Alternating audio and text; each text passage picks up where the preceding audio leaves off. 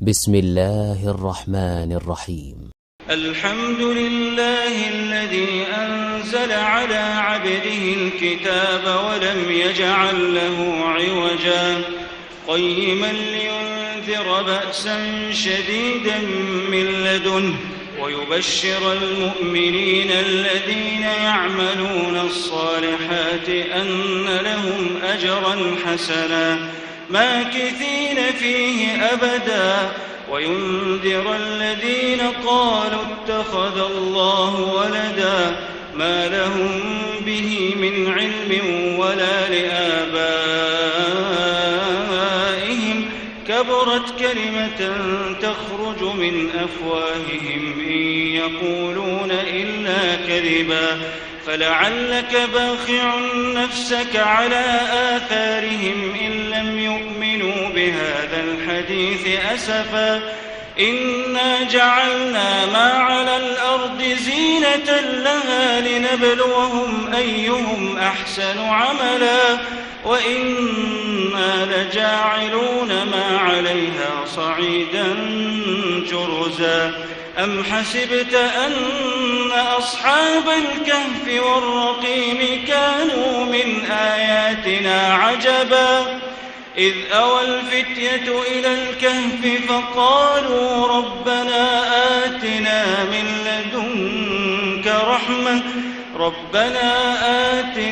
من لدنك رحمة وهيئ لنا من أمرنا رشدا فضربنا على آذانهم في الكهف سنين عددا ثم بعثناهم لنعلم أي الحزبين أحصى لما لبثوا أمدا نحن نقص عليك نبأهم بالحق إنهم فتية آمنوا بربهم وزدناهم هدى وربطنا على قلوبهم إذ قاموا فقالوا ربنا رب السماوات والأرض لن ندعو من دونه إلها لقد قلنا إذا شططا هؤلاء قومنا اتخذوا من دونه آلهة لولا يأتون عليهم بسلطان بين فمن أظلم ممن افترى على الله كذبا وإذ اعتزلتموهم وما يعبدون إلا الله فأووا إلى الكهف ينشر لكم ربكم من رحمته ويهيئ لكم من أمركم مرفقا وترى الشمس إذا طلعت تزاور عن كهفهم ذات اليمين وإذا غربت تقرضهم ذات الشمال وهم في فجوة منه ذلك من آيات الله من يهد الله فهو المهتد ومن يضلل فلن تجد له وليا مرشدا وتحسبهم أيقاظا وهم رقود ونقلبهم ذات اليمين وذات الشمال وكلبهم باسط ذراعيه بالوصيد لو اطلعت عليهم لوليت منهم فرارا ولملئت منهم رعبا وكذلك بعثناهم ليتساءلوا بينهم قال قائل منهم كم لبثتم قالوا لبثنا يوما أو بعض يوم قالوا ربكم أعلم بما لبثتم فابعثوا أحدكم بورقكم هذه إلى المدينة فلينظر أيها أزكى طعاما فليأتكم برزق منه وليتلطف ولا يشعرن بكم أحدا إنهم إن يظهروا عليكم يرجموكم أو يعيدوكم في ملتهم ولن تفلحوا إذا أبدا وكذلك أعثرنا عليهم ليعلموا أن وعد الله حق وأن الساعة لا ريب فيها إذ يتنازعون بينهم أمرهم فقالوا ابنوا عليهم بنيانا ربهم أعلم بهم قال الذين غلبوا على أمرهم لنتخذن عليهم مسجدا سيقولون ثلاثة رابعهم كلبهم ويقولون خمسة سادسهم كلبهم رجما بالغيب ويقولون سبعة وثامنهم كلبهم قل ربي أعلم بعدتهم ما يعلمهم إلا قليل فلا تمار فيهم إلا مراء ظاهرا ولا تستفت فيهم منهم أحدا ولا تقولن لشيء إني فاعل ذلك غدا إلا أن يشاء الله واذكر ربك إذا نسيت وقل عسى أن يهديني ربي لأقرب من هذا رشدا ولبثوا في كهفهم 300 سنين وازدادوا 9 قل الله أعلم بما لبثوا له غيب السماوات والأرض أبصر به وأسمع ما لهم من دونه من ولي ولا يشرك في حكمه أحدا واتل ما أوحي إليك من كتاب ربك لا مبدل لكلماته ولن تجد من دونه ملتحدا واصبر نفسك مع الذين يدعون ربهم بالغداة والعشي يريدون وجهه ولا تعد عيناك عنهم تريد زينة الحياة الدنيا ولا تطع من أغفلنا قلبه عن ذكرنا واتبع هواه وكان أمره فرطا وقل الحق من ربكم فمن شاء فليؤمن ومن شاء فليكفر إنا أعتدنا للظالمين نارا أحاط بهم سرادقها وإن يستغيثوا يغاثوا بماء كالمهل يشوي الوجوه بئس الشراب وساءت مرتفقا إن الذين آمنوا وعملوا الصالحات إنا لا نضيع أجر من أحسن عملا أولئك لهم جنات عدن تجري من تحتهم الأنهار يحلون فيها من أساور من ذهب ويلبسون ثيابا خضرا من سندس واستبرق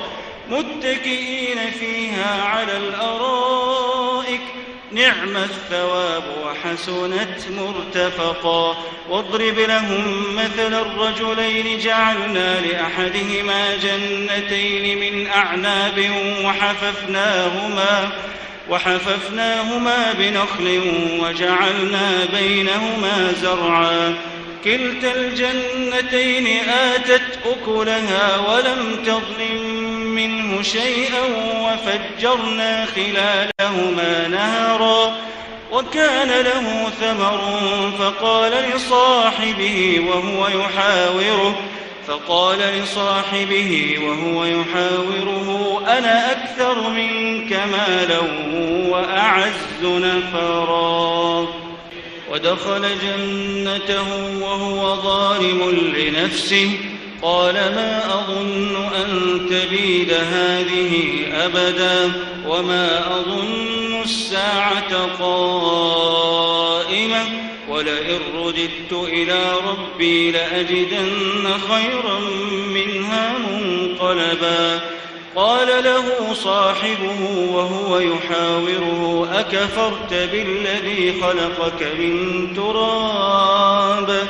أكفرت بالذي خلقك من تراب ثم من نطفة ثم سواك رجلا لكن هو الله ربي ولا أشرك بربي أحدا ولولا إذ دخلت جنتك قلت ما شاء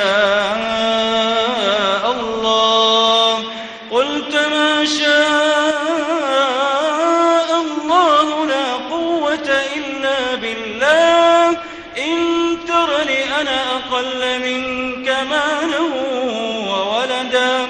فعسى ربي أن يؤتيني خيرا من جنتك ويرسل عليها حسبانا من السماء فتصبح صعيدا زلقا أو يصبح ماؤها غورا فلن تستطيع له طلبا وأحيط بثمره فأصبح يقلب كفيه على ما أنفق فيها وهي خاوية على عروشها ويقول يا ليتني لم أشرك بربي أحدا ولم تكن له فئة ينصرونه من دون الله وما كان منتصرا هنالك الولاية لله الحق هو خير ثوابا وخير عقبا واضرب لهم مثل الحياة الدنيا كماء أنزلناه من السماء فاختلط به نبات الأرض فأصبح هشيما تذروه الرياح وكان الله على كل شيء مقتدرا المال والبنون زينة الحياة الدنيا والباقيات الصالحات خير عند ربك ثوابا وخير أملا ويوم نسير الجبال وترى الأرض بارزة وحشرناهم فلم نغادر منهم أحدا وعرضوا على ربك صفا لقد جئتمونا كما خلقناكم أول مرة بل زعمتم أن لن نجعل لكم موعدا ووضع الكتاب فترى المجرمين مشفقين مما فيه ويقولون يا ويلتنا ما لهذا الكتاب لا يغادر صغيرة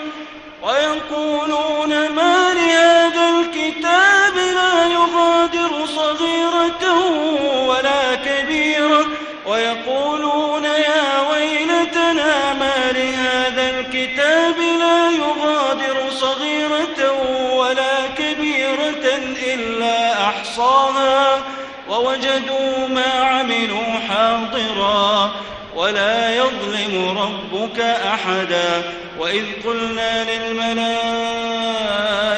اسجدوا لآدم فسجدوا إلا إبليس كان من الجن ففسق عن أمر ربه أفتتخذونه وذريته أولياء من دوني وهم لكم عدو بئس للظالمين بدلا ما أشهدتهم خلق السماوات والأرض ولا خلق أنفسهم وما كنت متخذ المضلين عضدا ويوم يقول نادوا شركائي الذين زعمتم فدعوهم فلم يستجيبوا لهم وجعلنا بينهم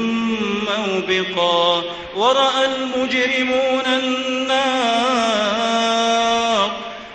المجرمون النار فظنوا أنهم مواقعوها ولم يجدوا عنها مصرفا ولقد صرفنا في هذا القرآن للناس من كل مثل وكان الإنسان أكثر شيء جدلا وما منع الناس أن يؤمنوا إذ جاءهم الهدى ويستغفروا ربهم إلا أن تأتيهم سنة الأولين أو يأتيهم العذاب قبلا وما نرسل المرسلين إلا مبشرين ومنذرين ويجادل الذين كفروا بالباطل ليدحضوا به الحق واتخذوا آياتي وما أنذروا هزوا ومن أظلم ممن ذكر بآيات ربه فأعرض عنها ونسي ما قدمت يداه إنا جعلنا على قلوبهم أكنة أن يفقهوه وفي آذانهم وقرا وإن تدعوهم إلى الهدى فلن يهتدوا إذن أبدا وربك الغفور ذو الرحمة لو يؤاخذهم بما كسبوا لعجل لهم العذاب بل لهم موعد لن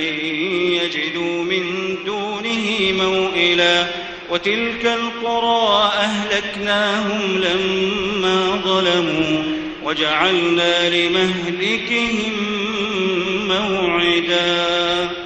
وإذ قال موسى لفتاه لا أبرح حتى أبلغ مجمع البحرين أو أمضي حقبا فلما بلغا مجمع بينهما نسيا حوتهما فاتخذ سبيله في البحر سربا فلما جاوزا قال لفتاه آتنا غداءنا لقد لقينا من سفرنا هذا نصبا قال أرأيت إذ أوينا إلى الصخرة فإني نسيت الحوت وما أنسانيه إلا الشيطان أن أذكره واتخذ سبيله في البحر عجبا قال ذلك ما كنا نبغي فارتدا على آثارهما قصصا فوجدا عبدا من عبادنا آتيناه رحمة من عندنا وعلمناه من لدنا علما قال له موسى هل أتبعك على أن تعلمني مما علمت رشدا قال إنك لن تستطيع معي صبرا وكيف تصبر على ما لم تحط به خبرا قال ستجدني إن شاء الله صابرا ولا أعصي لك أمرا قال فإن اتبعتني فلا تسألني عن شيء حتى أحدث لك منه ذكرا فانطلقا حتى إذا ركبا في السفينة خرقها قال أخرقتها لتغرق أهلها لقد جئت شيئا إمرا قال ألم أقل إنك لن تستطيع معي صبرا قال لا تؤاخذني بما نسيت ولا ترهقني من أمري عسرا فانطلقا حتى إذا لقيا غلاما فقتله قال أقتلت نفسا زكية بغير نفس لقد جئت شيئا نكرا قال ألم أقل لك إنك لن تستطيع معي صبرا قال إن سألتك عن شيء بعدها فلا تصاحبني قد بلغت من لدني عذرا فانطلقا حتى إذا أتيا أهل قرية استطعما أهلها فأبوا أن يضيفوهما فوجدا فيها جدارا يريد أن